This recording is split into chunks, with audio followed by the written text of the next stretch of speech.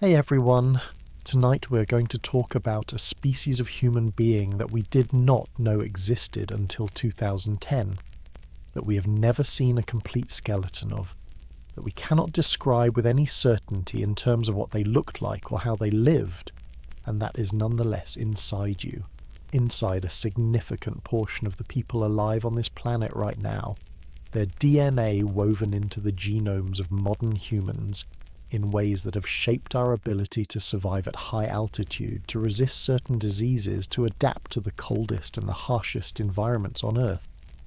They are called the Denisovans, and they are the most mysterious branch of the human family tree ever discovered. Before we begin, take a moment to subscribe, but only if you genuinely enjoy what I do here, and drop a comment telling me where in the world you're listening from and what time it is for you.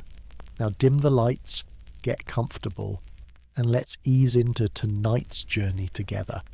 In 2008, a Russian archaeologist working in the Denisova cave in the Altai mountains of Siberia found something in the sediment that, at the time, seemed entirely unremarkable. A small fragment of bone, a piece of the little finger of a juvenile hominin, a human relative, that had been preserved in the cold, dry conditions of the cave for somewhere between 30,000 and 50,000 years. The bone was small enough to fit in the palm of your hand. It was broken, partial, and gave no obvious information about the species it had come from. It looked like a fragment of human bone, or perhaps a Neanderthal bone, and in the context of the Altai mountains, both possibilities were entirely plausible. What made the difference was not the bone itself, but what could be extracted from it.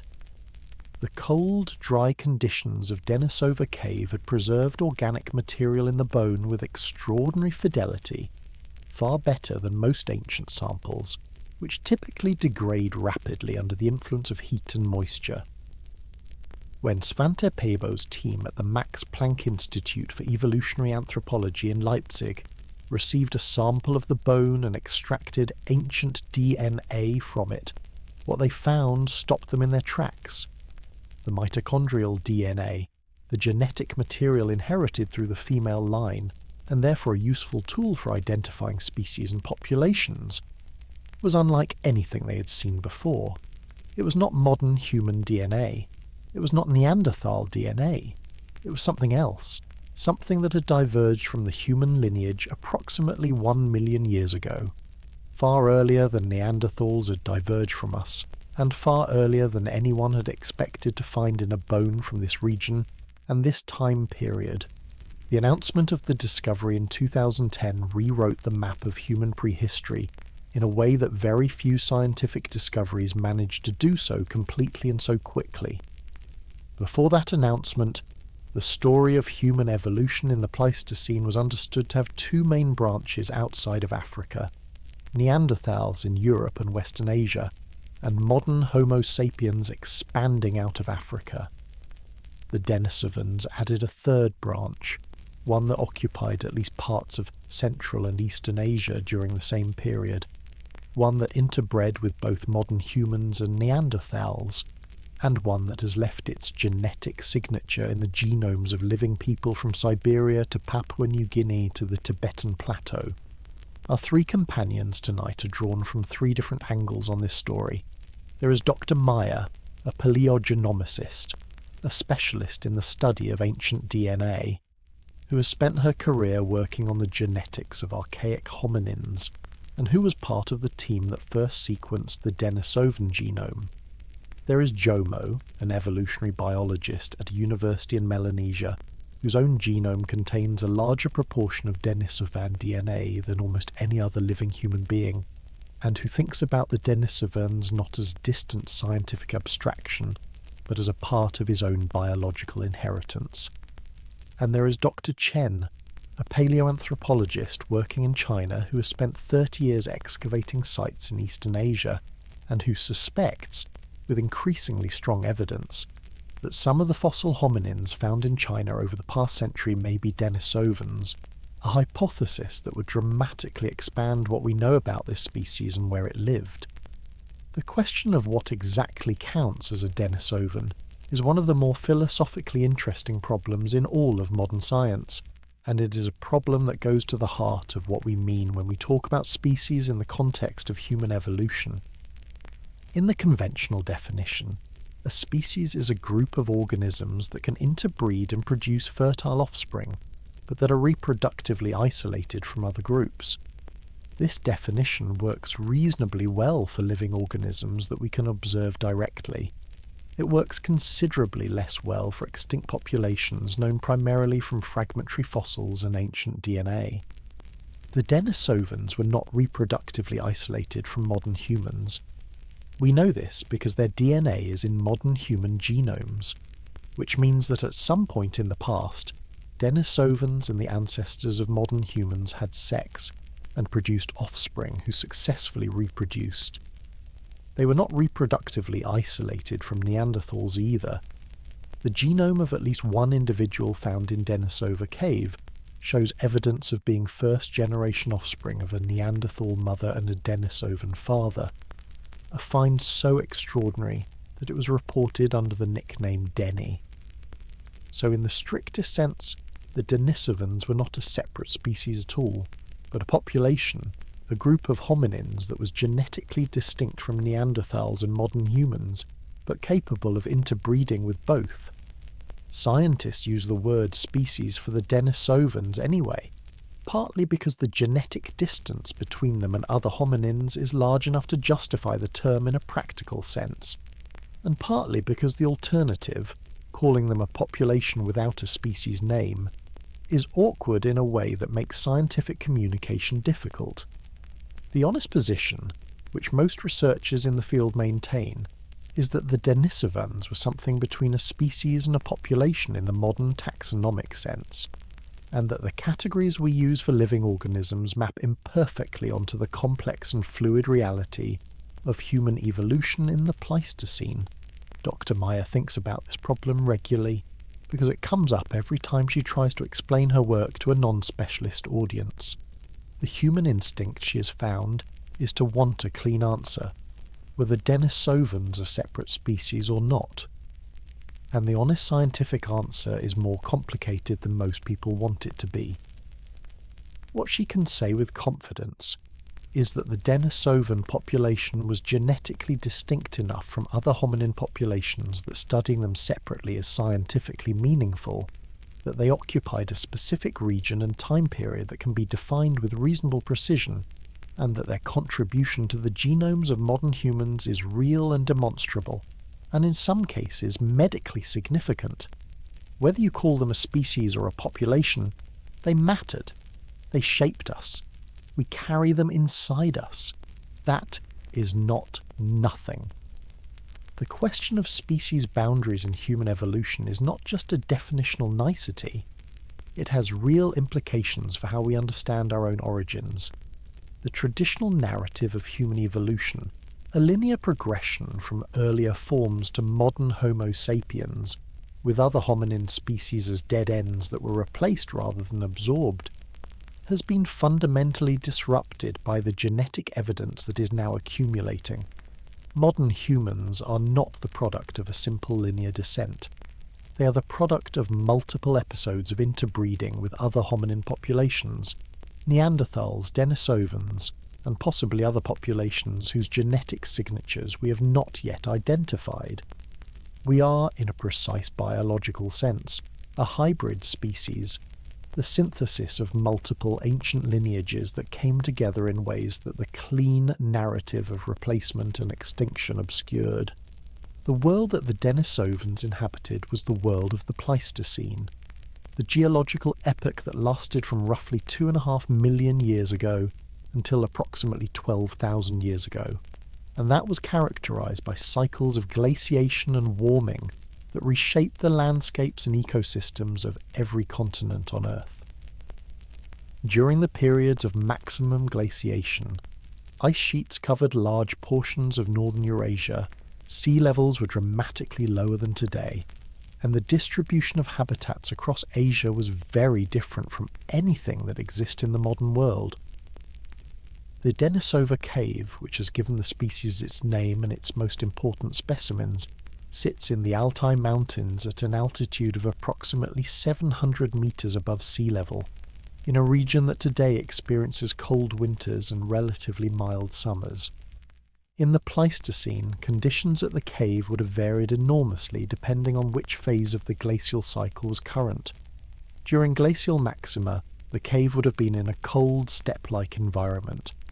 During warmer interglacial periods, forests would have advanced into the region, and the environment would have been more temperate.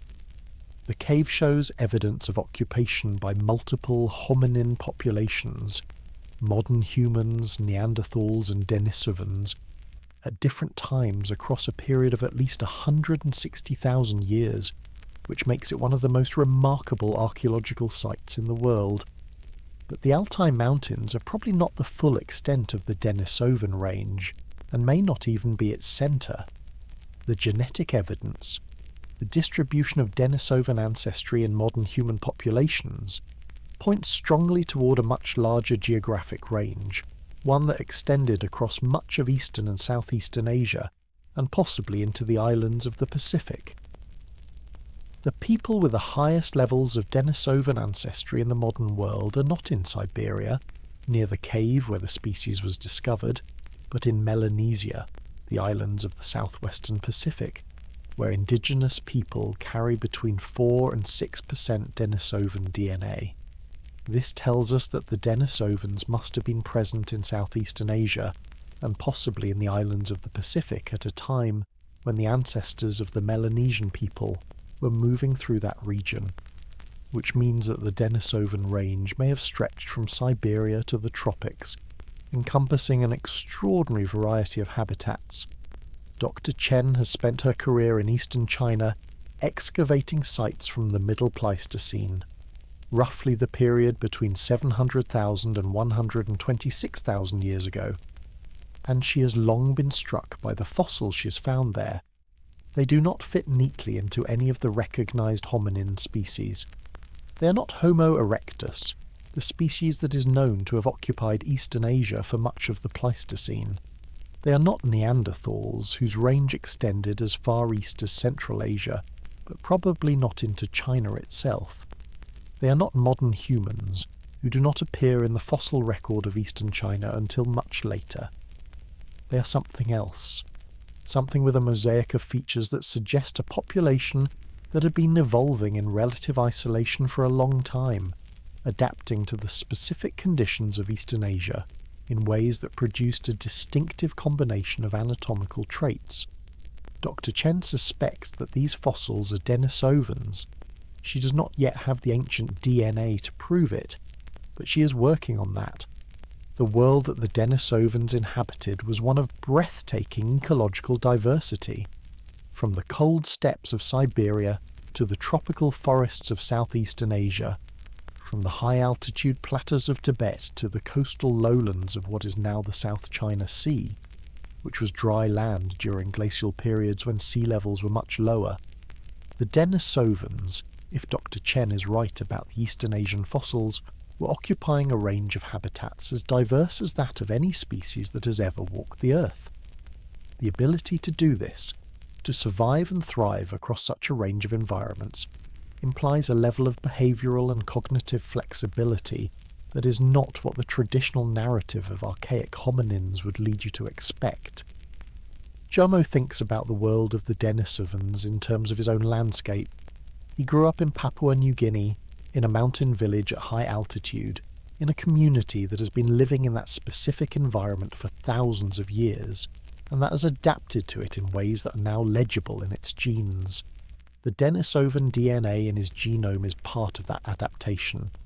Genes that help his body manage oxygen at high altitude, genes that shape his immune system in ways that were calibrated to the specific disease environment of his ancestors' homeland. When he reads the papers about Denisovan ancestry in Melanesian populations, he does not experience them as abstract science.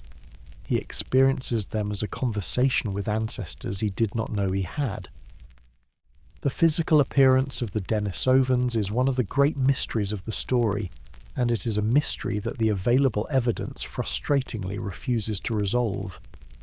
From the Denisova cave we have the fragment of a little finger, parts of a few teeth, a small piece of skull fragment, and the genome, the complete genetic blueprint of the species.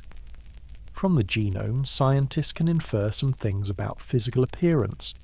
The Denisovans likely had dark skin, dark hair, and dark eyes, based on the variants of pigmentation genes in the ancient DNA.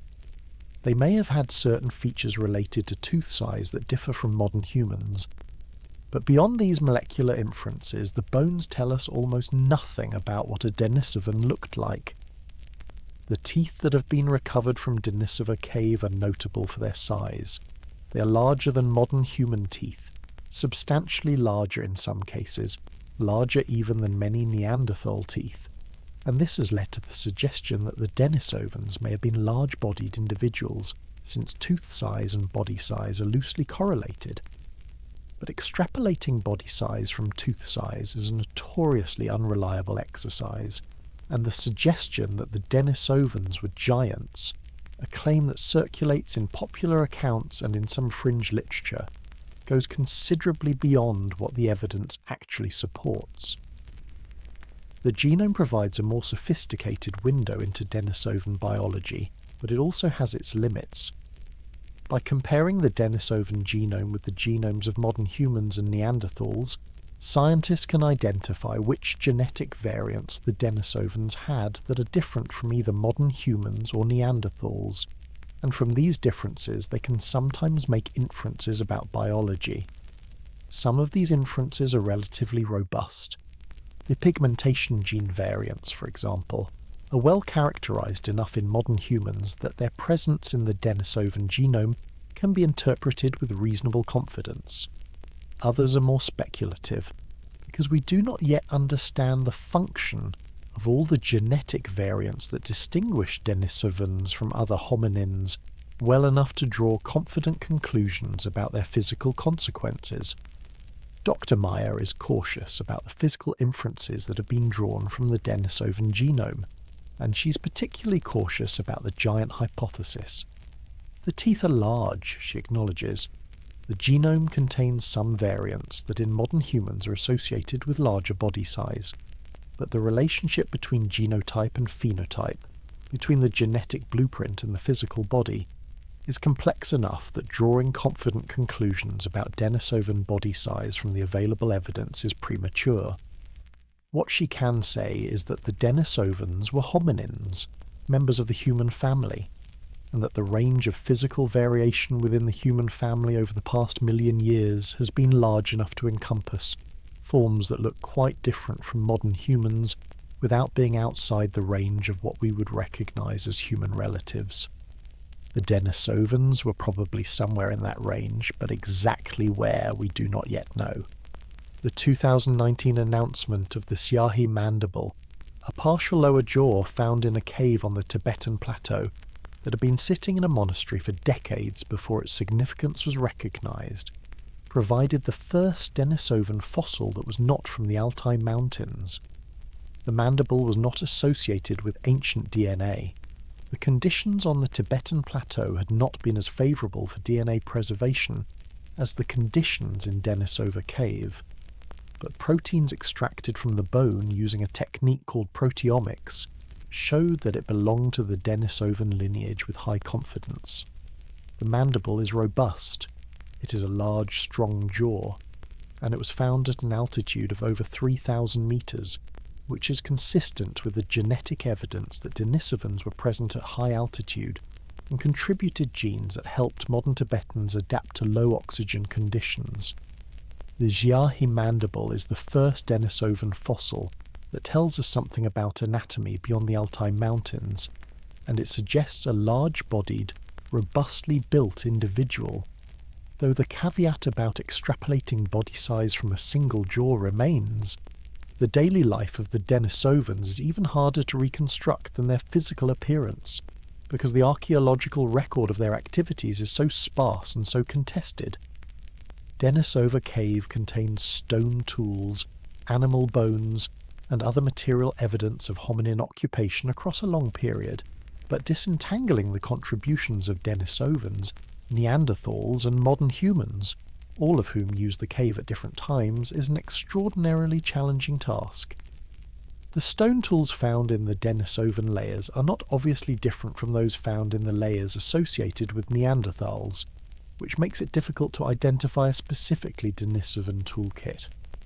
What we can say with some confidence is that the Denisovans were capable of making and using stone tools of a type that is broadly characteristic of the Middle Paleolithic, the long period of human prehistory that spans roughly from 300,000 to 40,000 years ago. These tools include scrapers, points, and other flaked stone implements that would have been useful for a range of activities, including butchering animals, working hides, and processing plant foods.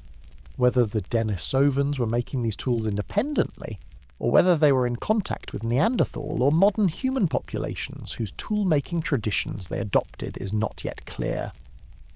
The question of fire is one that cannot be answered directly from the Denisovan evidence, but that can be addressed through what we know about other hominin populations of the same period. By the time of the Denisovans, from approximately 300,000 to 50,000 years ago, fire use was widespread among hominin populations across Eurasia. Neanderthals used fire. The ancestors of modern humans used fire. Given that the Denisovans were capable of surviving in cold Siberian environments, and that Denisova cave shows evidence of habitation during cold periods, it is almost certainly the case that they used fire too.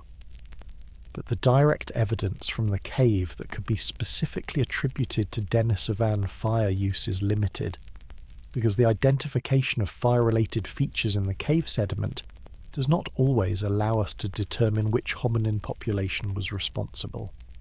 Xiahe finds the question of Denisovan daily life the most poignant aspect of the story.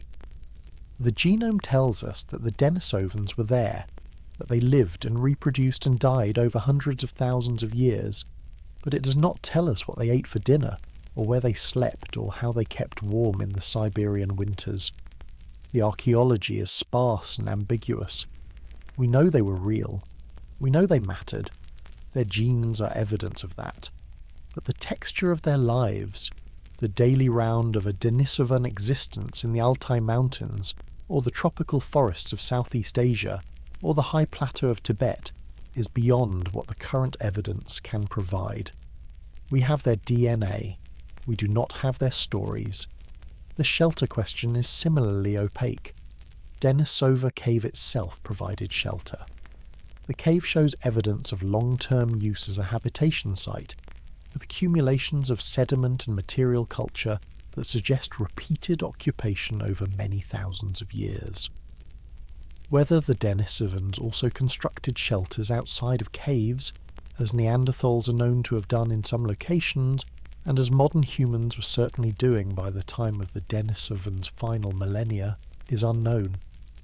The preservation of wooden or organic structures from this period is extremely rare anywhere in the world, and the sites that might have been Denisovan camps in the open landscape of Eastern Asia have not been identified with sufficient certainty to allow us to characterize their architecture.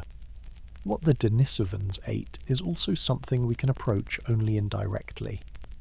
The faunal remains, the animal bones, in Denisova cave include a wide range of species: woolly rhinoceros, woolly mammoth, cave hyena, cave lion, horses, bison, and deer, along with smaller mammals and birds.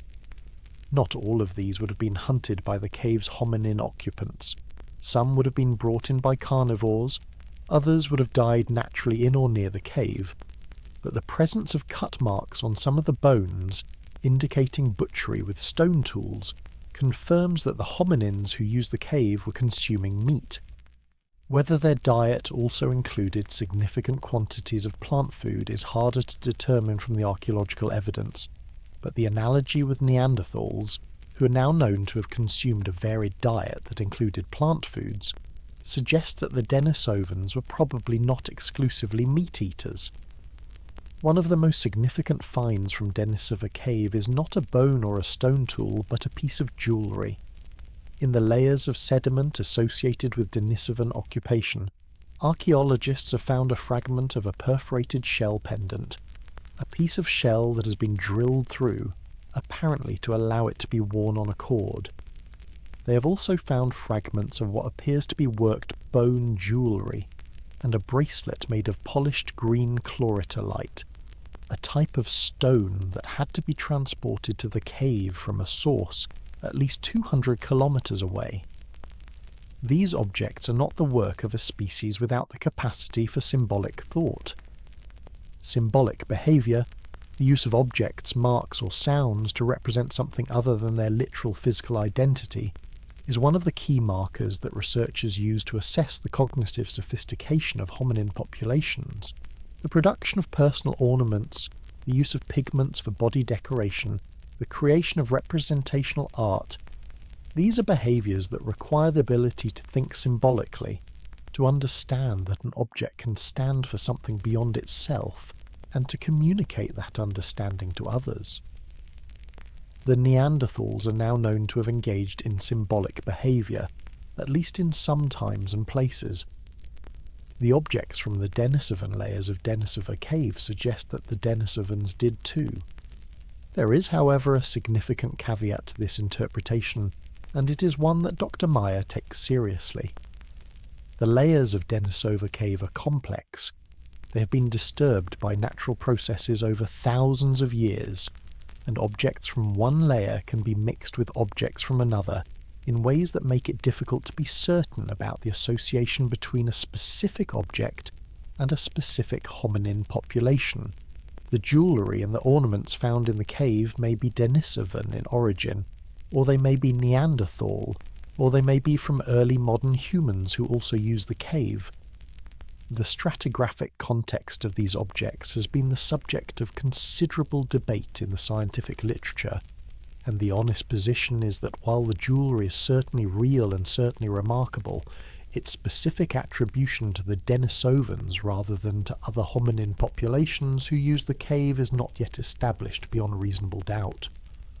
Dr. Chen approaches the question of Denisovan cognitive capacity from a different angle, through the evidence of what the fossil hominins of eastern China were doing. Some of the sites she has excavated show evidence of behaviours that would traditionally be associated with cognitive sophistication, the careful selection and long-distance transport of particular raw materials, the production of tools that show evidence of planned sequential manufacture, the presence of ochre, a red pigment that in other contexts is associated with symbolic behaviour.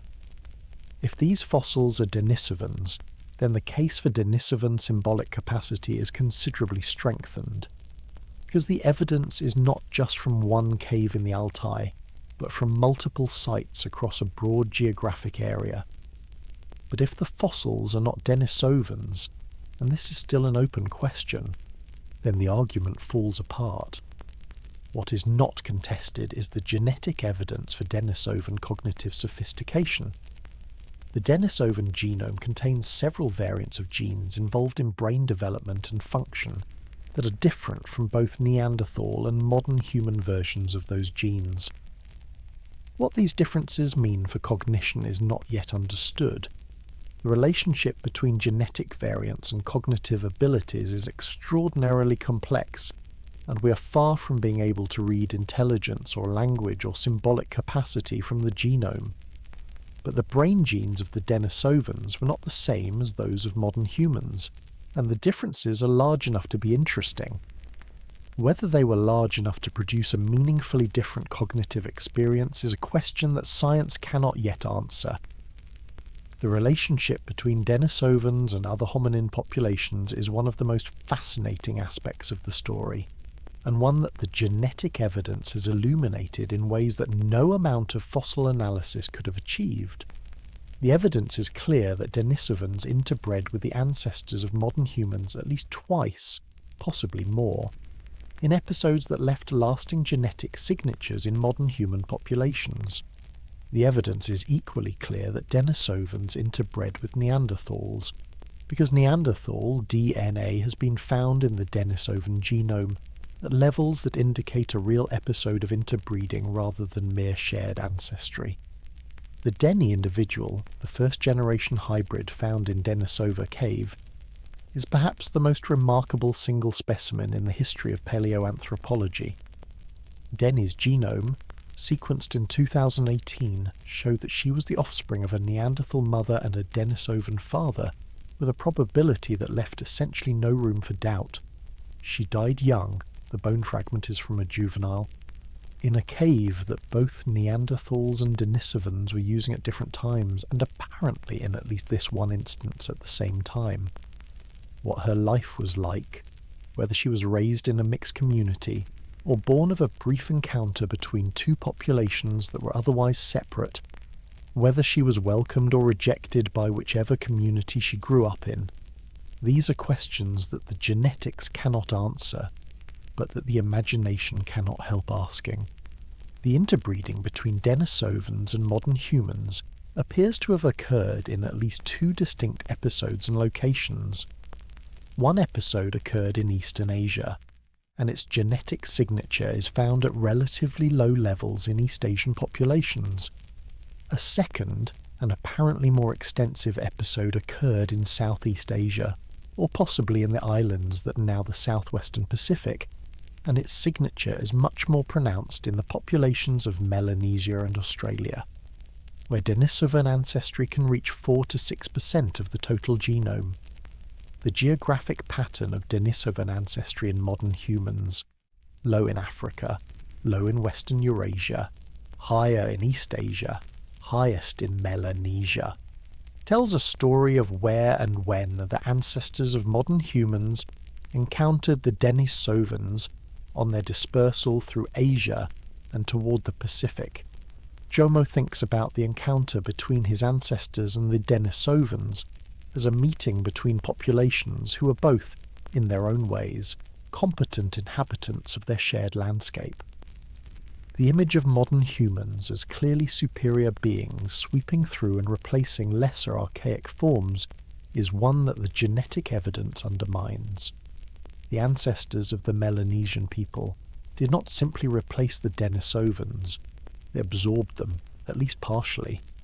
They found in the Denisovan something worth incorporating, genes that helped them survive in the specific environments of Southeast Asia and the Pacific, genes that had been shaped by hundreds of thousands of years of local adaptation. The interbreeding was not a contamination of pure modern human genetics. It was an acquisition, a borrowing of solutions to problems that the Denisovans had already solved. The mechanisms by which interbreeding between different hominin populations occurred are not something we can observe directly from the evidence, but the anthropological literature on contact between different human groups in historical times provides some useful analogies. The mixing of genetically distinct populations almost always involves some combination of violence, trade, alliance, and individual attraction across cultural and biological boundaries. The Pleistocene world in which Denisovans and modern humans met was not a world of clean boundaries and pure populations. It was a mosaic of habitats occupied by populations that were in various states of contact, isolation, and interaction. Encounters between Denisovans and modern humans would have been varied and contingent, shaped by the specific circumstances of specific places and times, as varied and contingent as any human encounter across cultural boundaries. The distribution of Denisovan ancestry in modern human populations is one of the most striking findings in all of palaeogenomics, and it is one that continues to be refined as more and more human genomes from around the world are sequenced and analysed. The broad pattern is now well established. Denisovan ancestry is essentially absent in Africa, present at low levels in East Asia and the Americas, and present at relatively high levels, 4 to 6%, in the populations of Melanesia, including Papua New Guinea, the Solomon Islands, Vanuatu, Fiji, and Aboriginal Australia. The reason for this geographic distribution is the dispersal history of modern humans as they moved out of Africa and through Asia toward the Pacific. The ancestors of the Melanesian and Australian populations were among the earliest modern humans to move through Southeast Asia and into the Pacific, and they apparently encountered Denisovan populations in that region. Populations that had been living there long enough to have accumulated significant local adaptations that turned out to be useful for the modern humans who were moving into new and challenging environments. The Denisovan genes that were incorporated into the modern human gene pool were not random. They were filtered by natural selection, which means that the genes that survived and spread in modern human populations were the ones that provided some adaptive advantage in the environments where the interbreeding occurred and where the mixed ancestry populations subsequently lived. The specificity of the geographic pattern, Melanesians carrying much more Denisovan DNA than East Asians, who carry more than South Asians, who carry more than Europeans, is telling us something important about the history of human dispersal through Asia. It suggests that the Denisovan population was not evenly distributed across Asia, but was concentrated in particular regions, and that the ancestors of different modern human populations encountered different Denisovan subpopulations as they moved through different parts of the continent. The genetic diversity within the Denisovan DNA, carried by different modern human populations, is large enough to suggest that there may have been multiple distinct Denisovan populations, geographically isolated from each other for long periods, adapting to their local environments, and each contributing their distinctive genetic variants to the modern humans they encountered. Dr. Meyer finds the geographic pattern of Denisovan ancestry one of the most beautiful aspects of the data. Each modern human genome that carries Denisovan DNA is a record of an encounter, a specific meeting between specific individuals in a specific place at a specific time, tens of thousands of years ago. The descendants of those encounters carried the resulting genetic blend through the generations, and the descendants of their descendants are alive today, carrying in their genomes a memory of a meeting that no one observed and that no historical record documents. The genetic data is the historical record. It is the only record that exists of that encounter, and it is specific enough, precise enough in its details, that scientists can, to a remarkable degree, reconstruct the broad outlines of when and where those meetings happened.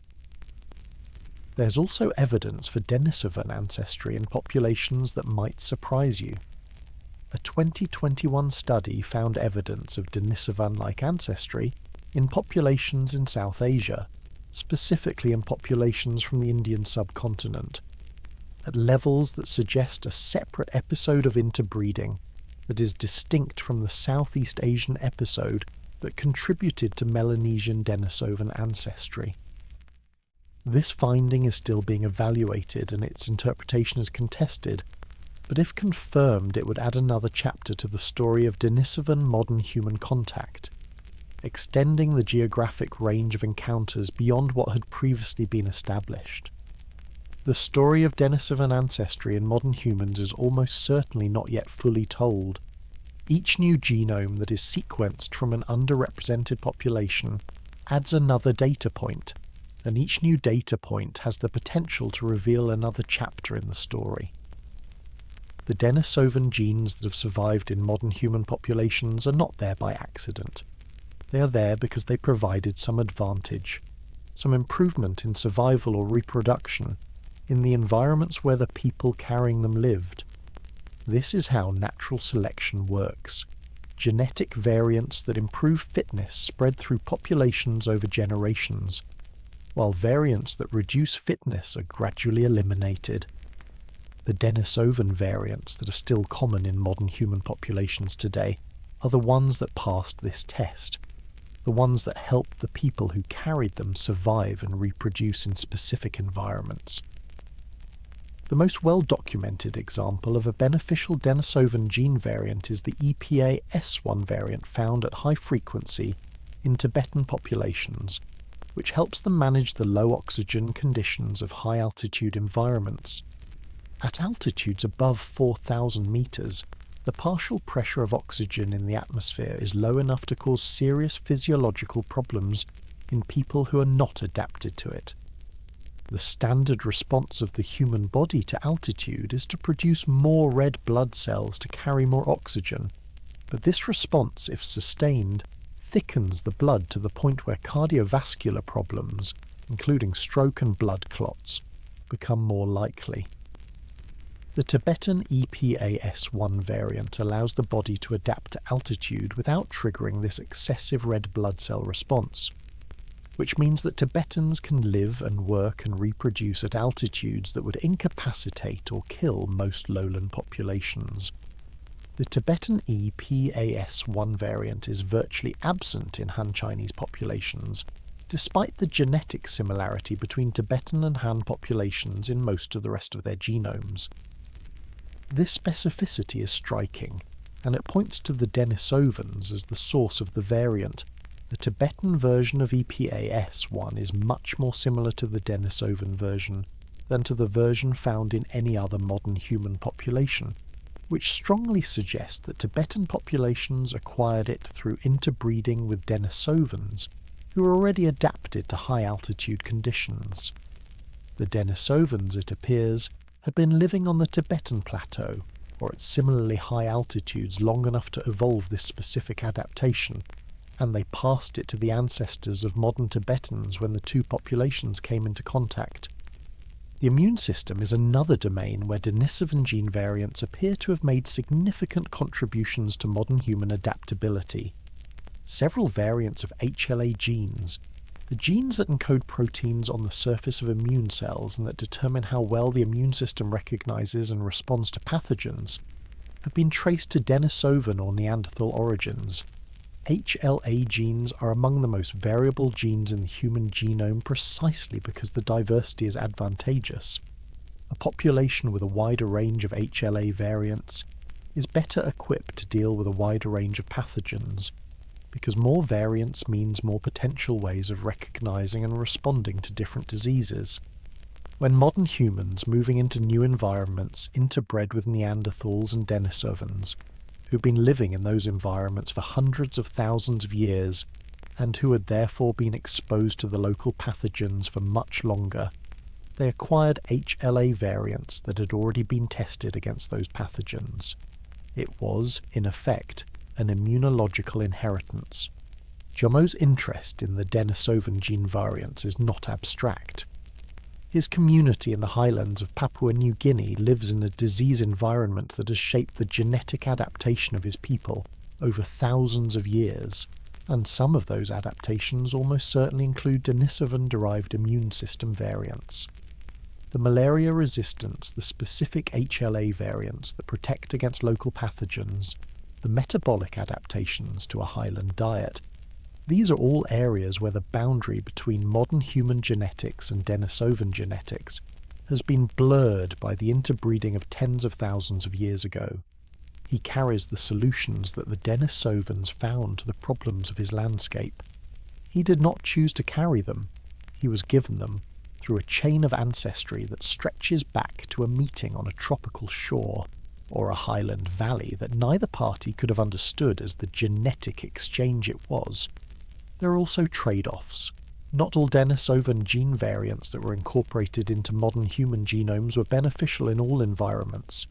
Some variants that were advantageous in one environment, the cold, dry conditions of Siberia, or the low oxygen conditions of the Tibetan plateau, may be neutral or even slightly disadvantageous in other environments. The genetic evidence suggests that natural selection has been at work on Denisovan variants in modern human populations, retaining those that are beneficial in the local environment and gradually reducing the frequency of those that are not. This ongoing selection means that the Denisovan contribution to modern human genetics is not static. It is changing slowly as populations adapt further to their environments, and as the variants that are least beneficial become rarer. The disappearance of the Denisovans from the fossil and archaeological records sometime around 50,000 years ago is one of the central mysteries of the story, and it is a mystery that does not have a simple answer, partly because the disappearance is not as complete as the word suggests. The Denisovans did not vanish without a trace. Their genes are here, in the bodies of living human beings, and in that sense they did not vanish at all.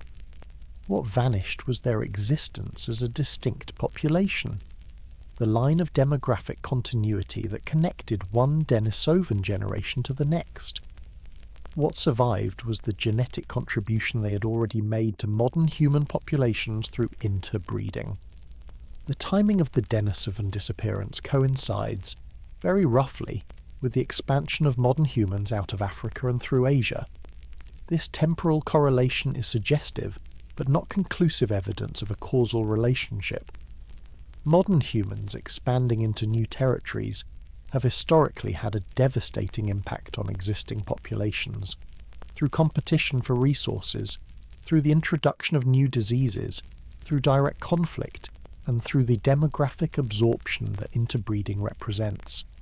It is entirely possible that the expansion of modern humans into the Denisovan range in eastern and southeastern Asia was the primary driver of the Denisovan population's eventual collapse, as the Denisovans were outcompeted, absorbed, or simply overwhelmed by a larger, more rapidly expanding population. But the story is probably not that simple. The Denisovan population, based on the genetic evidence, was never very large. Estimates of effective population size derived from the genome sequence suggest that the Denisovans had a relatively small effective population size throughout most of their history, which means that they were always vulnerable to the kind of demographic collapse that a major environmental disruption or competitive pressure could produce. A small, scattered population dispersed across a vast geographic range, from Siberia to the Pacific, would have been composed of many subpopulations that were only loosely connected to each other, and the failure of one or more of these subpopulations would not necessarily have been compensated by immigration from others.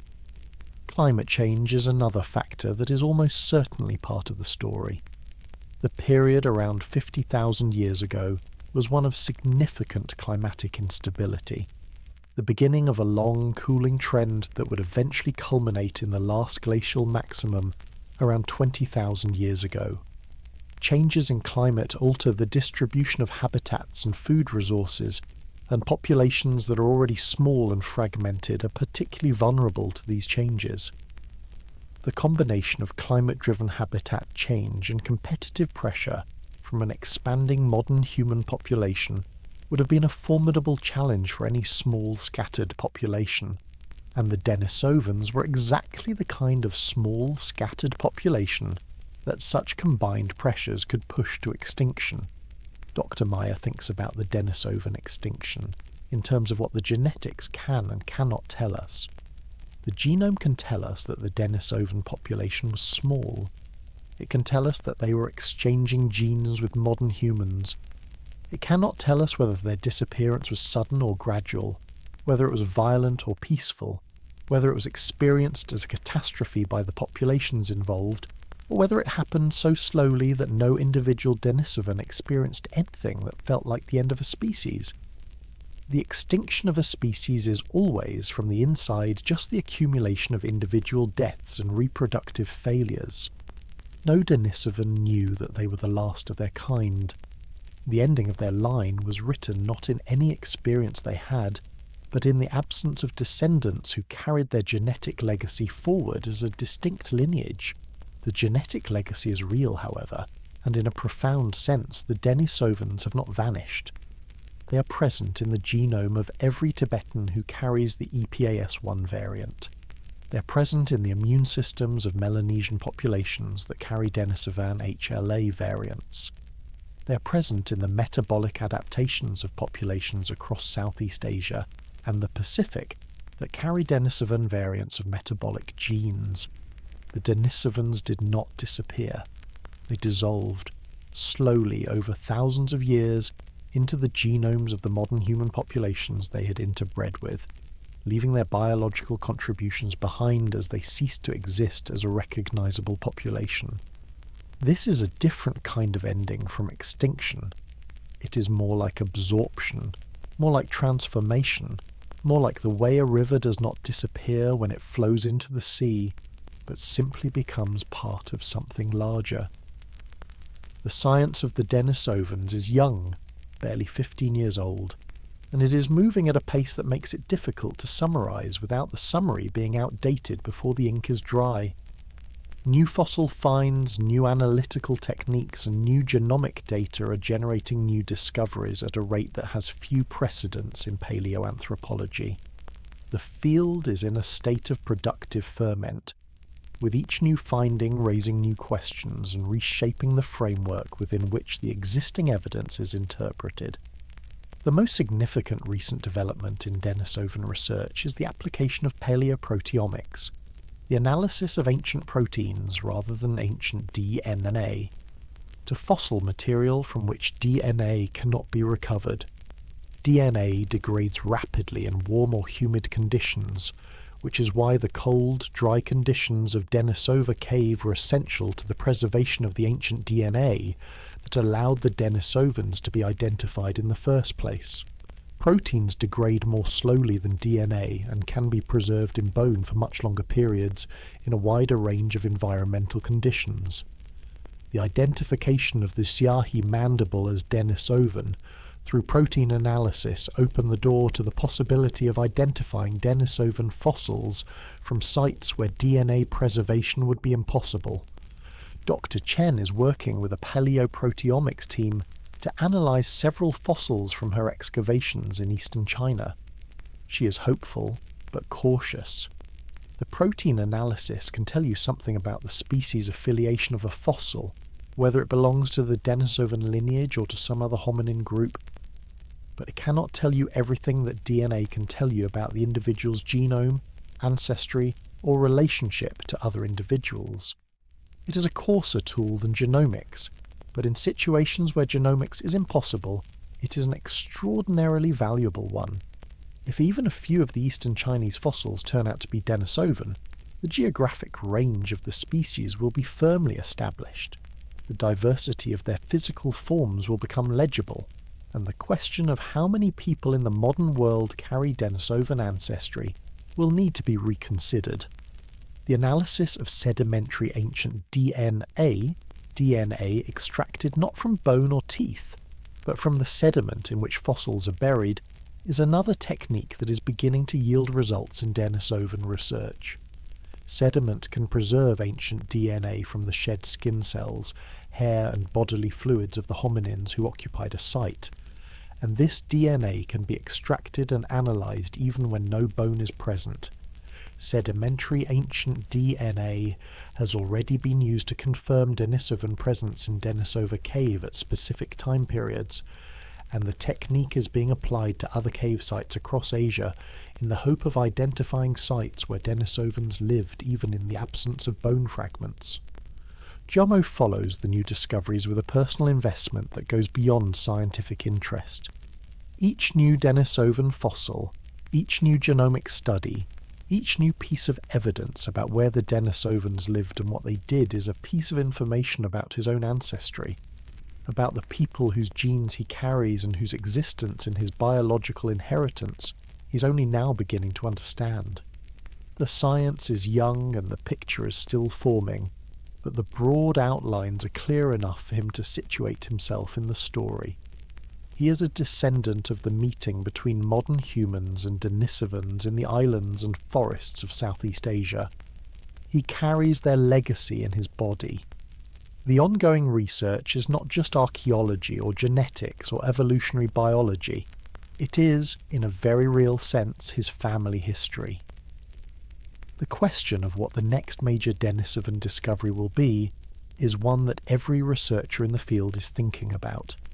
A complete Denisovan skeleton preserved in permafrost, unlikely but not impossible, given the range of environments the Denisovans inhabited. A Denisovan site in China or Southeast Asia with preserved organic materials that allow reconstruction of their lifeways in a way that the Altai mountain evidence has not permitted. A genome from a Denisovan individual who lived in southeastern Asia and whose genetic profile could explain the high levels of Denisovan ancestry in Melanesian populations. A fossil that definitively resolves the question of whether the archaic hominins of eastern China were Denisovans. Any or all of these discoveries could come at any time. The science is moving fast enough, and the evidence base is large enough that the next major revelation may be closer than anyone expects.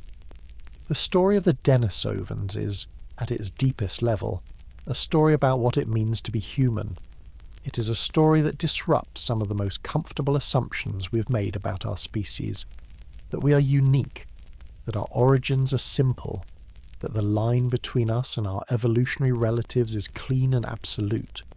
The genetic evidence has shown us that the line was never clean, that the relatives were never simply replaced, and that the story of human origins is a story of mixture and exchange as much as it is a story of divergence and competition. We are not a pure lineage. We are the product of a long history of encounters between populations that were similar enough to interbreed and different enough to have evolved distinct adaptations to their local environments. The Denisovan genes in the Tibetan genome are not an anomaly or an impurity. They are a solution, a piece of evolutionary wisdom accumulated over hundreds of thousands of years of living at altitude, incorporated into the Tibetan gene pool at the moment when it was needed, and retained there by natural selection because it worked. The Denisovan immune gene variants in the Melanesian genome are not contamination.